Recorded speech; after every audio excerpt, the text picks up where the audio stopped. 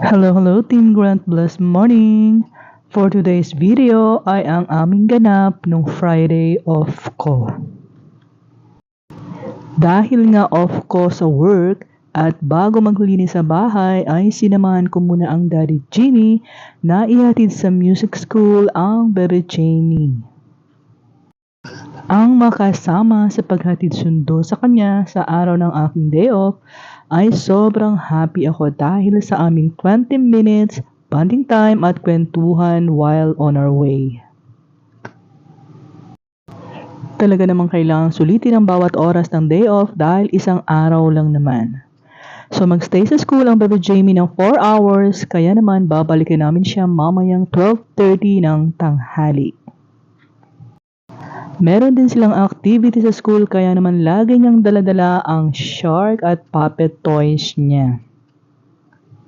Nakakatuwa nga ang Bebe Jamie dahil laging excited yan kapag papasok na sa kanyang music school. At take note, laging on time. Habang pauwi ay dumaan muna kami sa Adnok para bumili ng favorite kong ham croissant. At ang coffee naman ng Daddy Jimmy ay hindi makakalimutan. So, uuwi muna kami sa bahay at ako naman ay maglilinis ng bongga.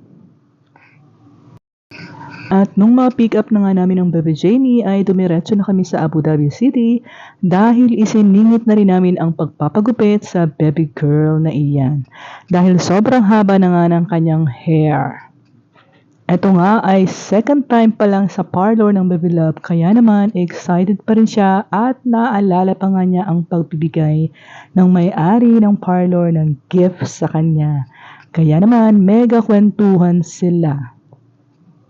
Napakainit na nga dito sa Abu Dhabi kaya naman pagupit din habang may time. Char! Hindi naman masyadong mahaba ang ibinawa sa kanyang hair dahil ayaw nga ng ama na pagupitan ng bongga ang kanyang hair. Gusto niya ay laging mahaba ang buhok ng kanyang unika iha. Bago nga kami pumunta sa parlor ay mega instruction pa talaga ang pinagagawa ng Daddy Jimmy para lang wag makalimutan na konti lang daw talaga ang dapat gupitin sa buhok. Kaya naman mga 3 or 4 inches lang naman ang nabawas sa kanyang hair. Kaya naman napakabilis lang talaga ng gupitang naganap sa araw na ito.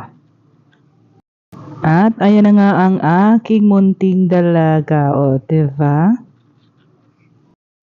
At syempre napagbigyan nga ng ama ang baby girl sa kanyang request at favorite na red velvet cake.